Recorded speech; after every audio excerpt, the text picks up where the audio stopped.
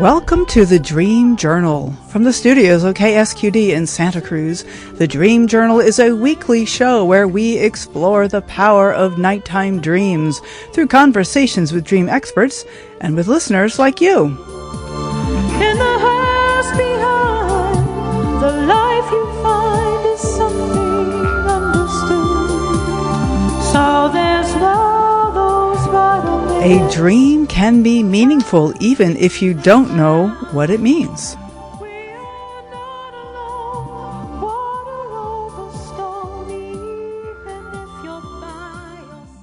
I wanted to introduce our guest today. Do sunspots, solar flares, and geomagnetic activity affect our dreams? Do they affect our minds, emotions, behavior, and even our consciousness? Our guest, Dr. Annani Kelley, has research to show that it does. Annani will also read from her latest book of poetry, Somnia de Fin Mundi, Dreams of the End of the World. I am your host, Katherine Bell of Experiential Dreamwork, and welcome to the Dream Journal.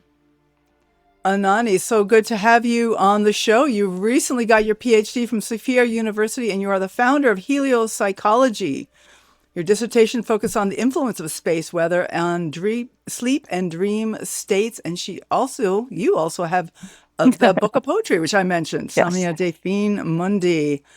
So, Annani, So I'm glad to have you back on the show. You were on about a year ago, and we were all excited about your information. What was it? And but you hadn't finished your PhD, but now That's you have right. finished it, so we get to hear the results. So Yes, let's- that's right. I was really hesitant, because I hadn't finished writing the results, and because of that, I couldn't really give too much away. So my research really builds on the past, I want to say it's like 70 years now, Wow. of heliobiology studies. So there's tons of research out there that show how space weather, which I will just refer to from now on as SGMA. What does that stand for? Space? It stands for solar and geomagnetic activity. Okay, that's GMA. So, Thank you. SGMA. So showing that SGMA influences and affects our whole bodies, from hormone production to brain waves to heart rate variability, digestion, headaches, pain. A lot of these heliobiological studies also looked at the prevalence of aggression, homicide, terrorist acts, psychiatric admissions. There's some fascinating research about the axial age and solar minimum and solar maximum. And so what I did was kind of coalesce that, because what happens in the body also happens in the mind, which is why biological psychology exists. We know that the body and mind work together in tandem to influence the overall psychological aspects.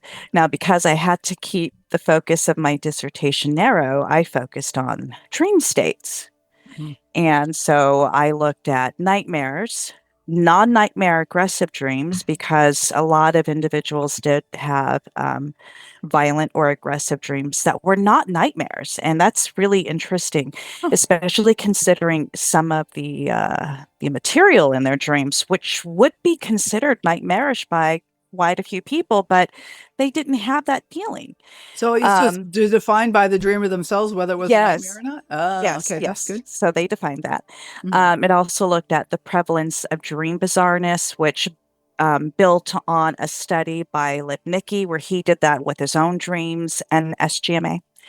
Also quality of sleep, how well individuals slept, and extraordinary dreams, such as dreams where a person is lucid or aware that they're dreaming, and psychic dreams, past life dreams, precognitive dreams, but I kind of just lumped those into psychic dreams. And then the SGMA variables I looked at were sunspots, the sunspot number, which does change on a daily basis.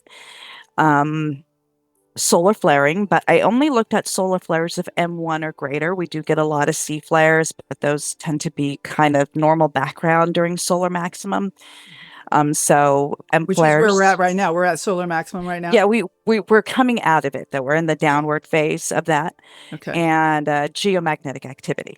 Mhm. And so my study period lasted for 71 days, I want to say, and had 92 participants for a total of 4,735 dreams. Wow. And each one of those solar variables had different influences. So nightmares were largely influenced across the board by solar flares, sunspots, and geomagnetic activity. Bizarreness, like the prevalence of bizarreness, this was rated on a 1 through 5 Likert scale created by Lipnicki in his study. The bizarreness was only influenced by solar flares, not by sunspots, not by geomagnetic activity. Psychic dreams were influenced by geomagnetic activity, but not the other variables. Hmm. Non-nightmare aggressive dreams were also influenced, I want to say, by all of those, but it may have only been 2 of those. I'd have to look at my results again.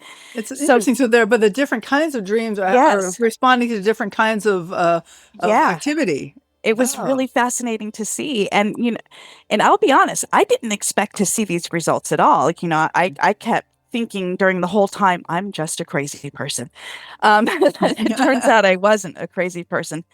Now, quality of sleep was influenced by solar flares and sunspots. So when those increased, the quality of sleep diminished.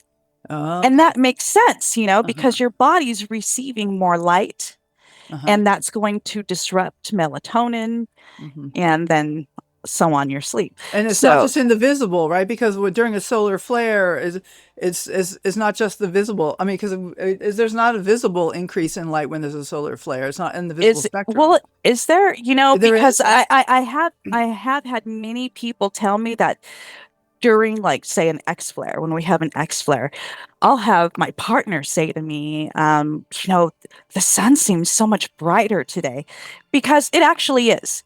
Really interesting. That solar flare does create a bump in the total solar irradiance for that day. So there is actually an increase in the brightness of Huh. the sun during solar flaring. How long that lasts depends on, of course, the how long that solar flare lasts. So some solar flares are really short, impulsive flares, but some are long duration that, Mhm. that can last hours, 6 hours, 8 hours. So yeah, there is an increase in brightness. If people notice it, some do, some don't. So I mean, can I keep asking some questions here? Yeah.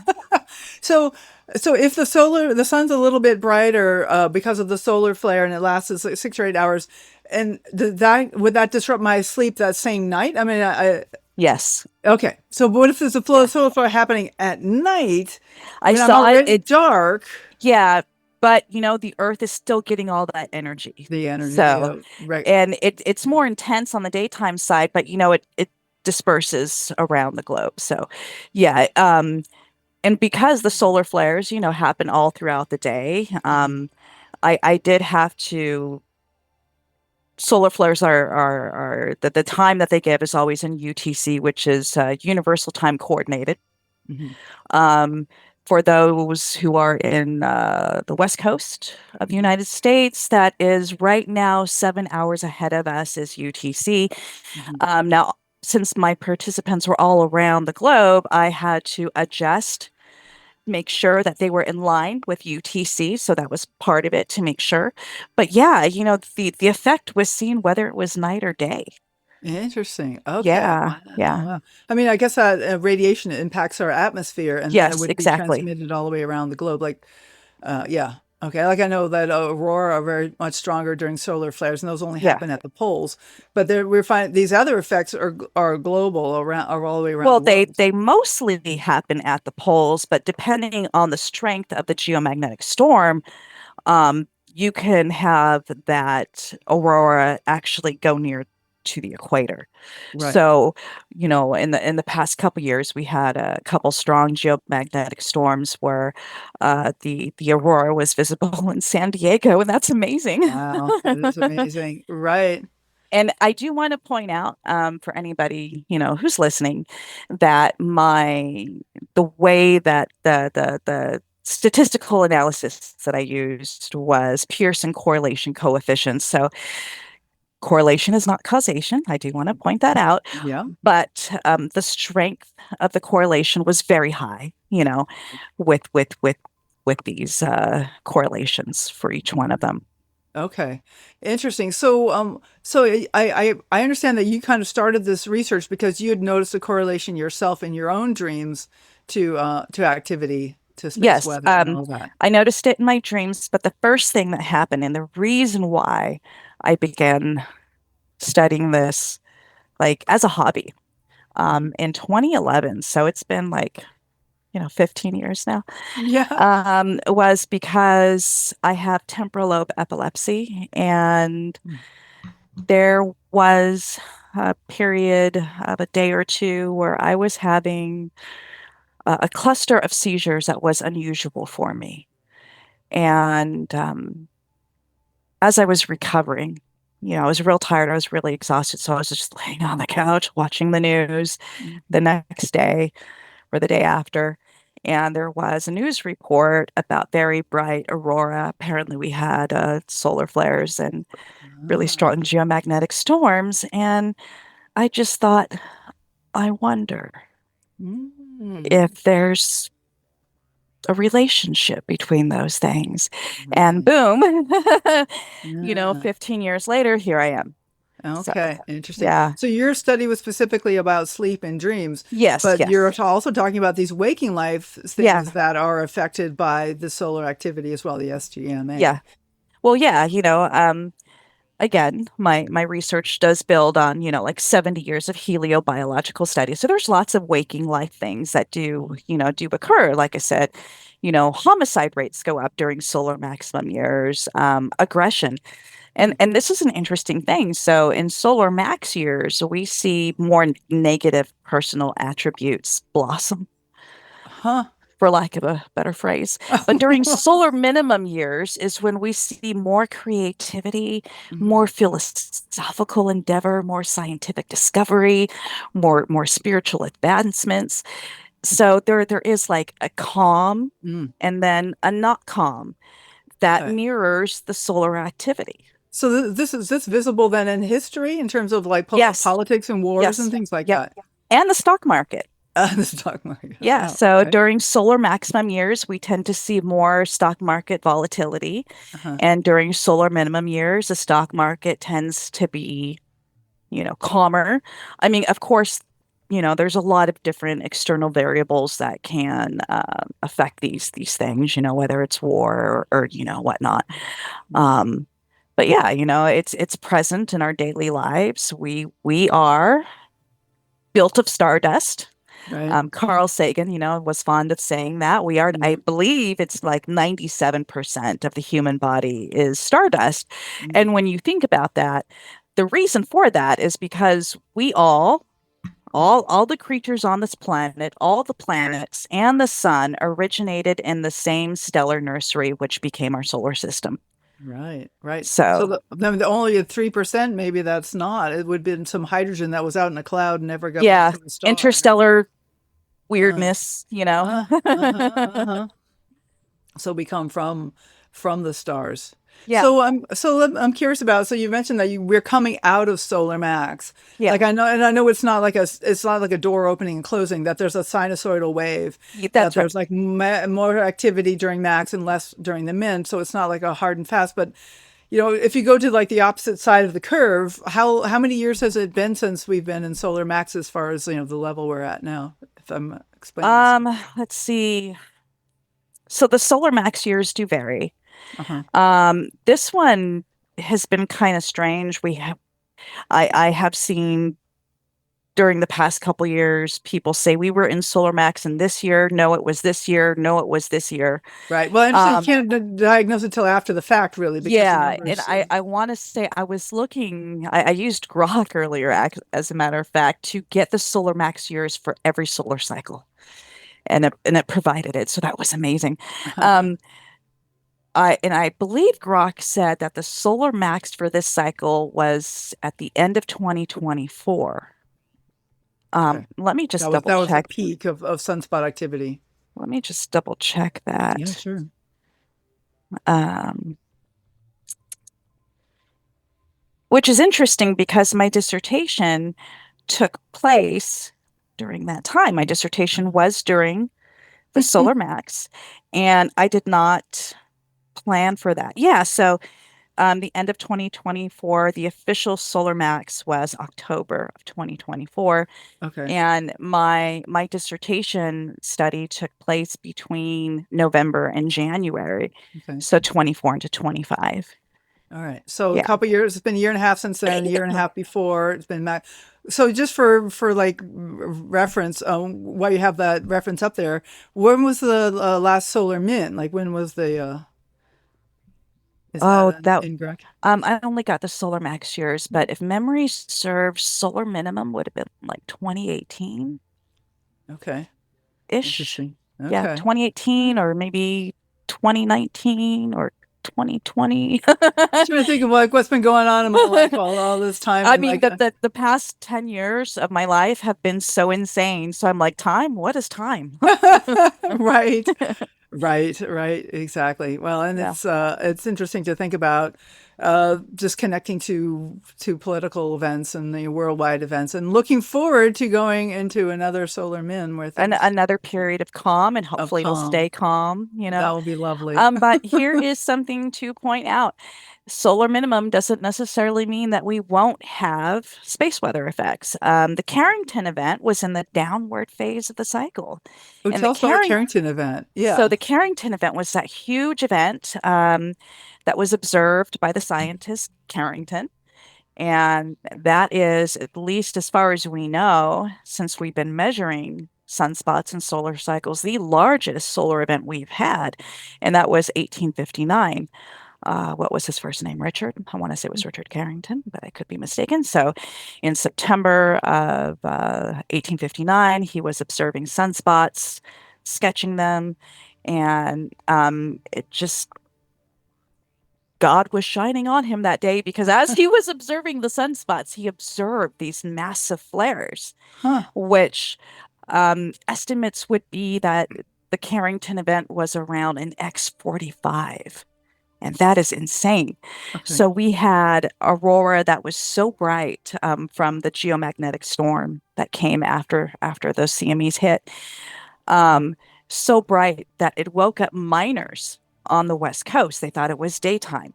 Huh. Telegraph wires spontaneously Wait a caught minute. It woke up people on the. How do you mean? It was nighttime, but the sun was so bright that the the reflected light around aurora. the. So Oh, when the the auroras. aurora happened, the aurora Wow. was so Woke bright them it up. woke up the miners. Yeah. The telegraph offices, a lot of the telegraph offices reported sparks and fires Wow. from the power that was coming in because when we have a strong enough geomagnetic storm, it could create induced current in the ground. So there was more Hmm. current coming through, Hmm.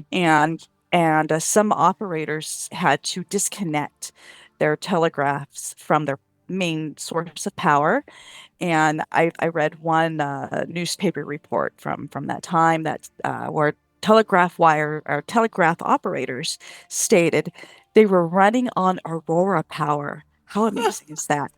So we haven't experienced anything But similar to that. just to finish the thought about the Carrington Yeah, event, that was during a solar min, right?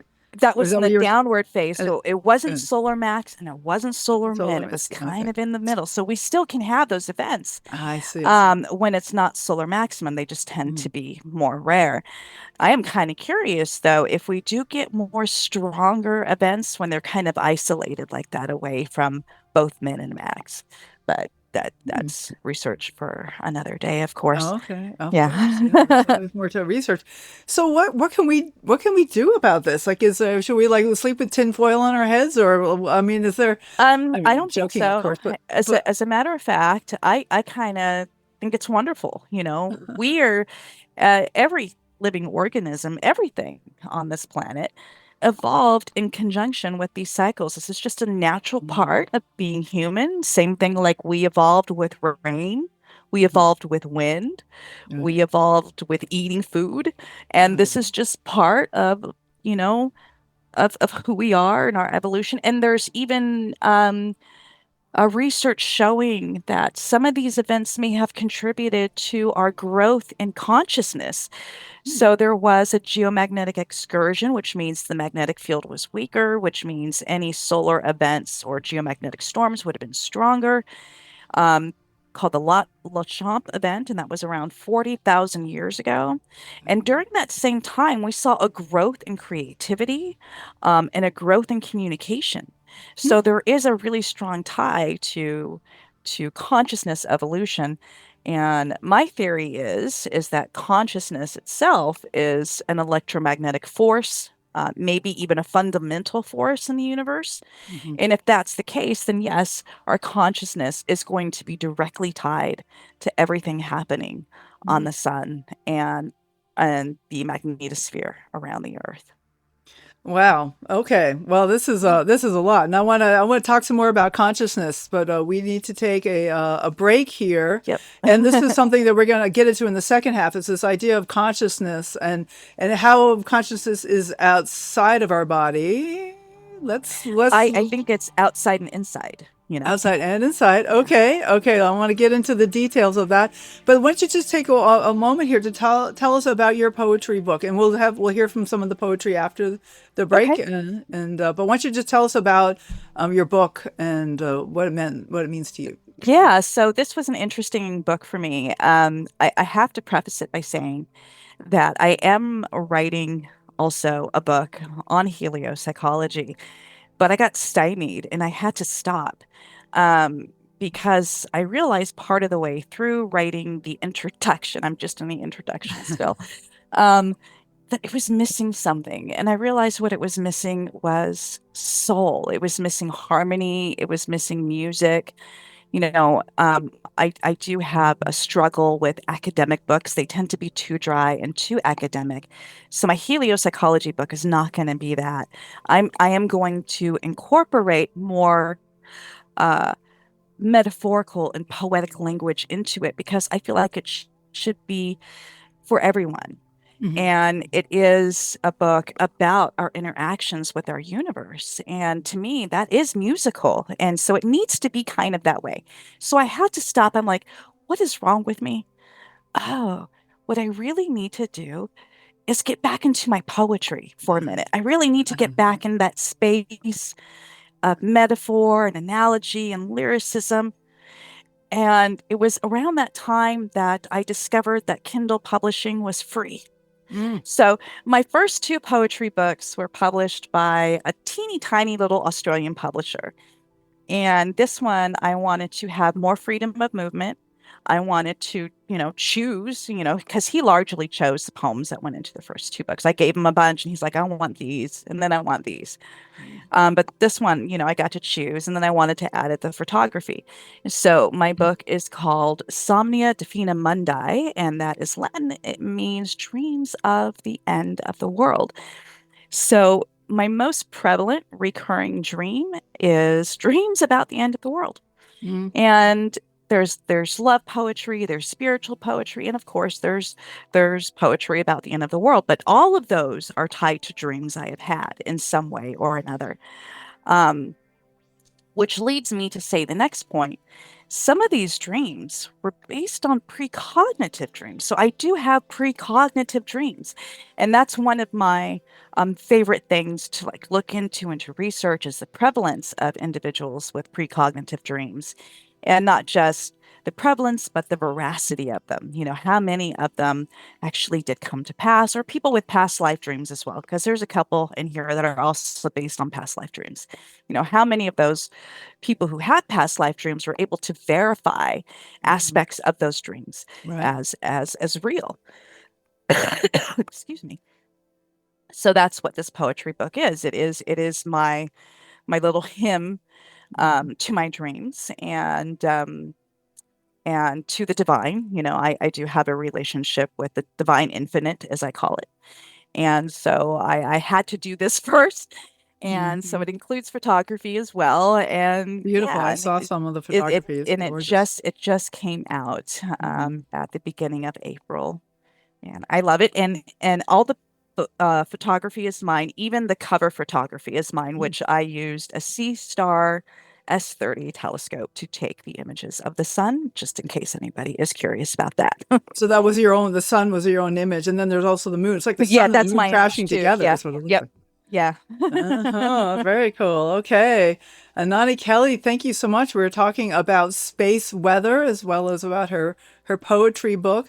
And if you want to hear more about consciousness, I'm going to definitely ask about that. And then we're going to see if we can fit in some poetry reading as well.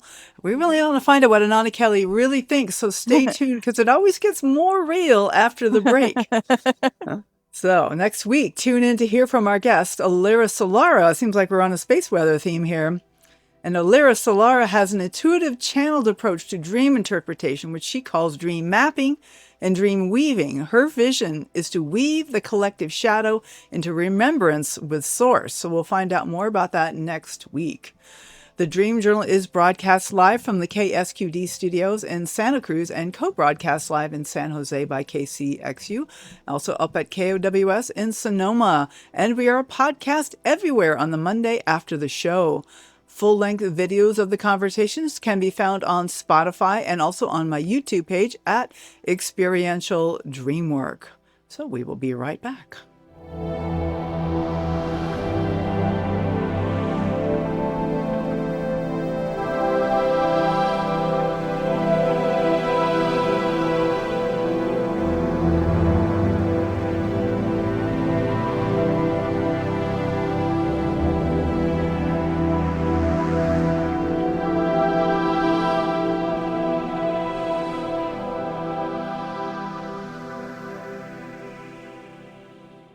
You are listening to The Dream Journal, and I am Katherine Bell of Experiential Dreamwork. I'd like to send out a special welcome to our far-flung listeners. We are getting people from all over the world who are listening. So we have SoCal, Santa Cruz, Gilroy, Hayward, Fresno, Sacramento, Los Angeles, La Habra, California, Boardman, Oregon, Houston, Texas, Milwaukee, welcome Atlanta, Toronto, Ontario, Ocala, Florida, Ashburn, Virginia, Emmaus, Pennsylvania, and Quebec, Canada, and our loyal listener from Moscow, Russia. So glad to have you on the show. So really, I appreciate you listening and sharing interest in dreaming. Please follow the Dream Journal on your favorite podcast app, subscribe, and if you're moved to leave a review, it all helps us nudge that algorithm. Thank you so much for those generous ratings and reviews, and thanks for sharing episodes on your social media.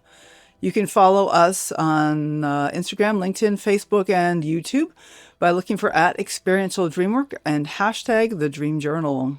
But most importantly, I would like to encourage you to find a dream sharing buddy. There are people in your life right now who are interested in dreams, and there's nothing more valuable about dreaming than talking about dreams. So consider starting by saying, "Oh, I'm listening to this podcast about dreaming." Maybe you'll find that person to share your dreams with.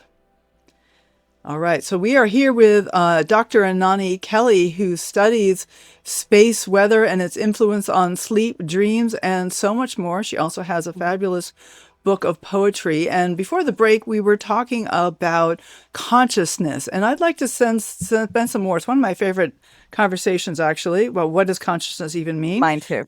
Yeah. And so I'd like you to say, I'd like you to hear you say some more about consciousness and your All right. understanding about that. Sure. So, there are a lot of theories about consciousness. And I think one of the most prevalent theories at least in psychology right now, is what is called a materialistic view, or that consciousness is an emergent property from the brain, that the brain creates consciousness. I disagree with that. I think the brain is a receiver and conduit and filter for consciousness. We each have different brains, so we're each going to have our own experience of consciousness and our own perception of reality. So, my analogy for that is like a radio. If you have a radio, especially an analog radio, An analog radio does not create the radio waves that you hear. What it does is it pulls them down, or it it is able to tune into them. Hmm. Radio waves, not man-made ones, but radio waves, generally speaking, are a product of the electromagnetic spectrum. So the sun creates radio waves. So when we have a solar flare, it's also known as a radio blackout. It Huh. is causing distortions in the radio band frequency of the electromagnetic spectrum.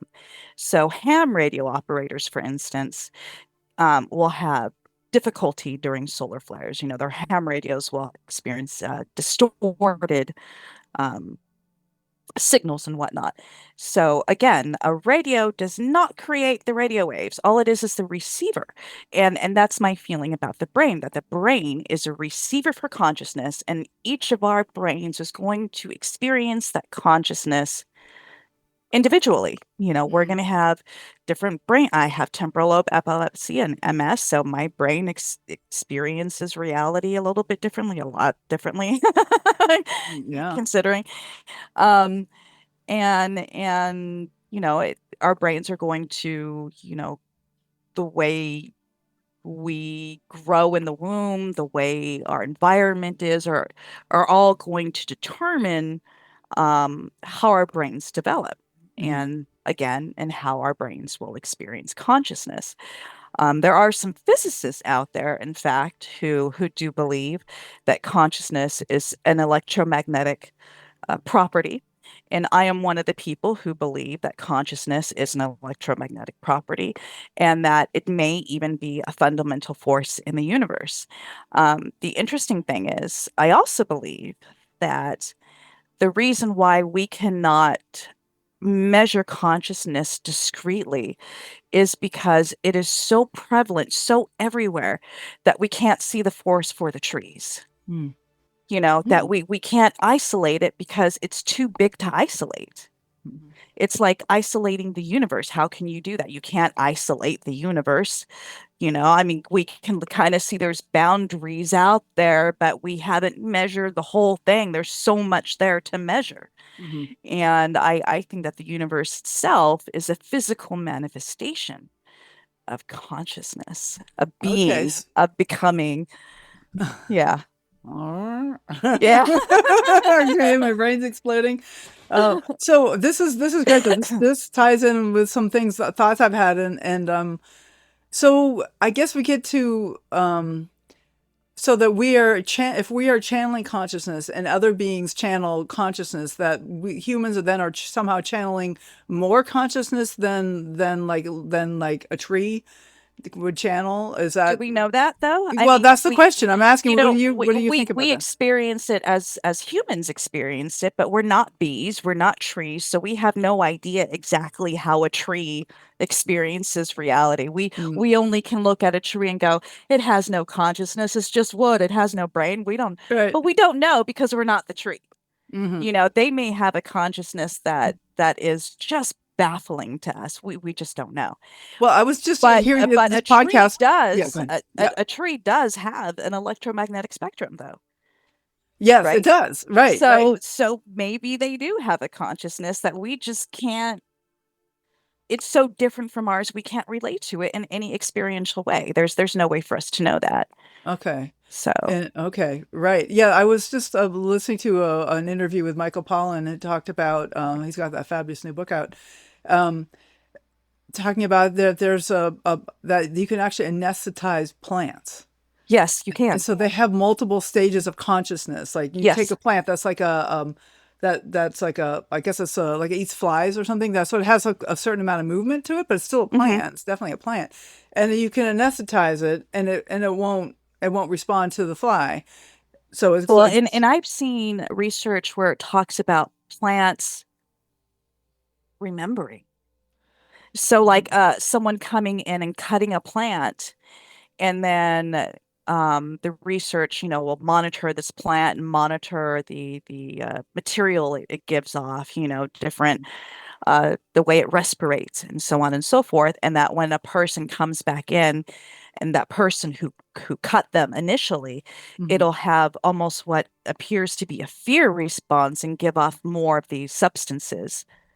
Okay. So, Wow. I mean, again, we really don't know. There's so much we don't know. We only assume we know, but we don't know. Okay. Right. And so but then there's like things like rocks that don't have any kind of growth. They don't Well, grow, they because don't they're not reproduce. they're not living organisms. Right. So we're talking about living organisms. But if consciousness is everywhere and everything, is it not Yeah. also then creating the substrate for the rocks? Like maybe it's more a consciousness, maybe more a basic than atoms, even like if atoms come from That is consciousness. true. I don't, any more than like say, your hair is dead, right? So your hair, but then there's theories about consciousness and hair. I'm not going to get into that. Um, Oh, I come on, think Annani, you consciousness. can.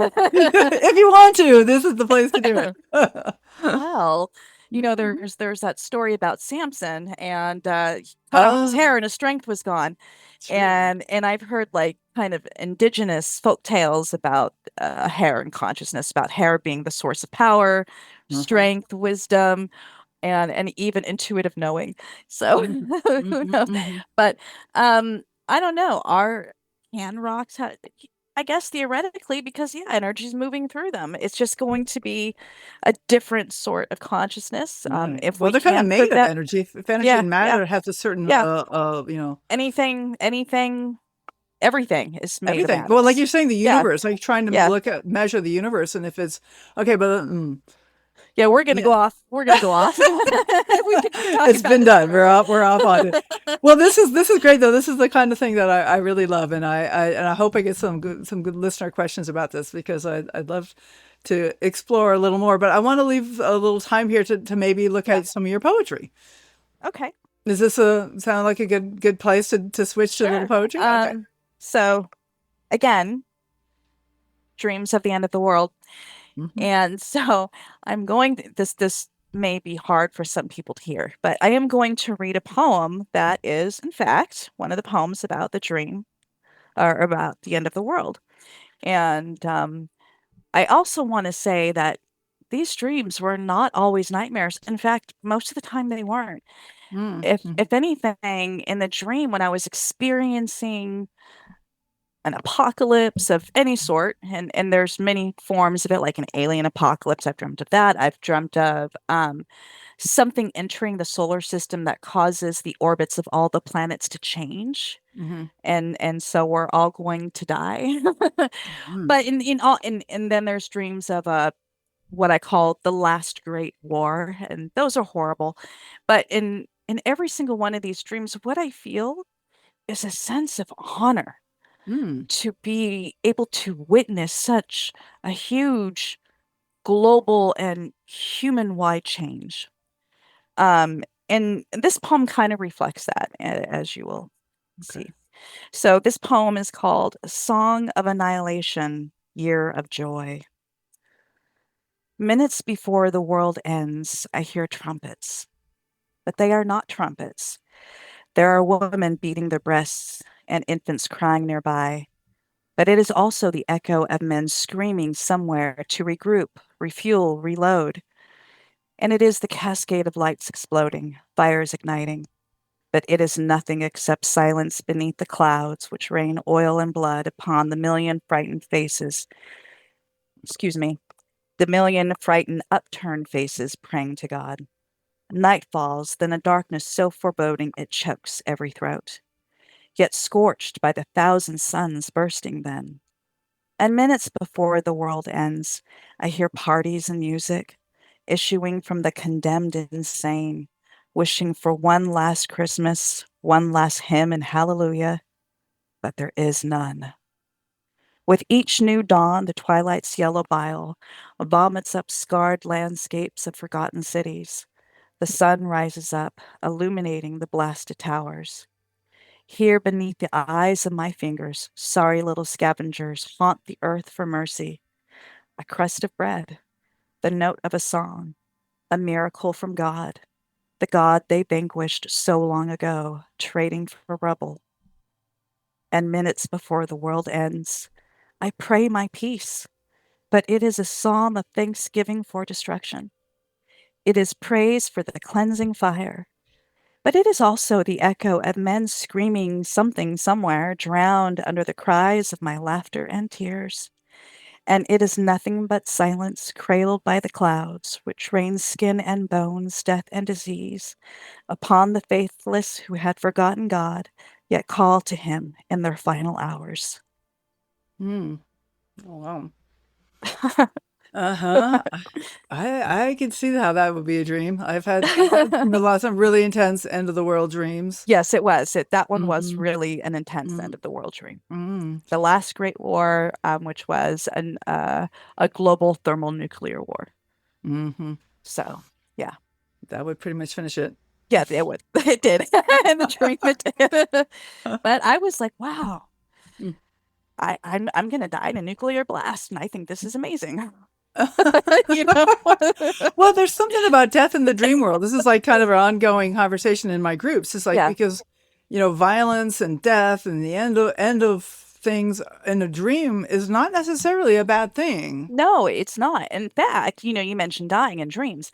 I have died in dreams many, many, many times. And whenever that happens, it's amazing. Mm. Like I can't describe this. Like I'm free. I'm free from my Oh, body. wow. And then I end up seeing like the whole universe. I can, see everything and meet interdimensional beings and weird stuff. So yeah, dying in a dream doesn't bother me at all. Not at all. Right. All right. And maybe who knows what it's going to be like to die, in our bodies Yeah. because, we don't know. Like there's this, of course, this biological fear of death because, if we weren't afraid of death, we would never grow up and have kids and the human race would be over. So this like, biologically it makes sense for us to be afraid of death. Yeah. But maybe there's nothing to be afraid of. Personally, I don't think there is. I think that Yeah. the only fear someone might have is if they have regrets in this life, unfinished business, Yeah. Yeah. Unfinished. and maybe Well, those yes. fears carry over. So, who knows? We Absolutely. don't know. Yeah. Right. Lots Right. of Well, and then unknowns. there's the quote that someone said I really resonate with. It said, "I'm not afraid of death. I'm afraid about how much it's going to hurt to get there." That I just don't want to die with pain. Yeah. I'm Yeah. not afraid of death. I just don't want to be in pain as I'm Right. dying Right. because I worry that that will remain in my consciousness, afterwards. Yeah. And so, Well, there's something to that because I do sometimes wonder, like, if there's some of the trauma, like I kind of feel like I'm a traumatized person in a certain way, but and yet I don't, I have, I mean, since a child, since very young age, and yet I don't, not aware of any like specific abuse or trauma that I, happened in this life. But yeah. I wonder if the previous life, death, I'm wondering where it came from, or maybe I'm channeling it from outside of myself, like from people around me, or it's just this question of where this stuff comes from. Are you familiar with the work by Stanislav Grof? It's a little bit. What in particular are you talking about here? So he developed a codex. I Mm, want to say that's what it is. That looks at a person um, consciousness, not just including the life that we remember in this body, but also their prenatal life and mm, their past life, mm. because he believes that some trauma is carried over Okay. from the past life. So some of the Yeah. work that he did involves that whole person, this life, past life, Mm, prenatal life experience. interesting. You might Oh, want to check wow. it out. Yeah. So, Annani Kelley, this is an amazing conversation, really wide ranging, which is my Yeah. favorite thing to really just go deep and ask all the questions and Coex. my, It's Coex. COEX. It just popped into my mind. coax. Okay. Coex. Well, you exploded my brain, so thank you for that. You're welcome. So, if folks need to get in touch with you, should they contact me to contact you, or do you have a web page or Um, a way to get for folks to? so I do have a YouTube channel, which I think you do have the link for that. I do. But if anybody wants to contact me, regarding like maybe collaborating on some research, or if they're Hmm. just, more interested about some of the SGMA FX, my email, they can email me, is dr_helio@mail.com. That's dr_helio@mail.com. Gmail.com. Okay. Yeah. Great. Thank you so much. It's been You're great welcome. to have this conversation, and let's keep in touch. Absolutely. Yeah. All right. So thank you all for listening. The Dream Journal is produced at the studios in KSQD of Santa Cruz, and we are live every Saturday at 10 a.m. Pacific at ksqd.org.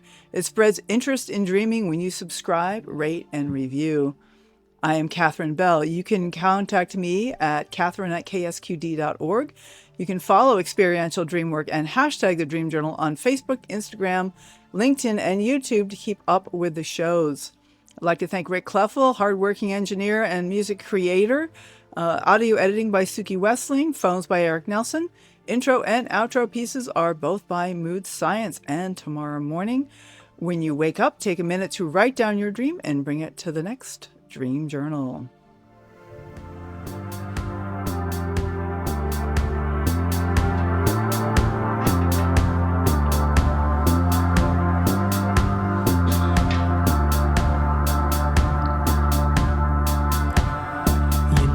That you might be the target. Know you're an upscale market. You know they've been tracking you from day one. Beware of the face that's familiar. It might be the face of your killer. Most people are shot by someone they know. There's a dot on you. There's a dot on you. You know that it's true. Care if you're through. There's a dot on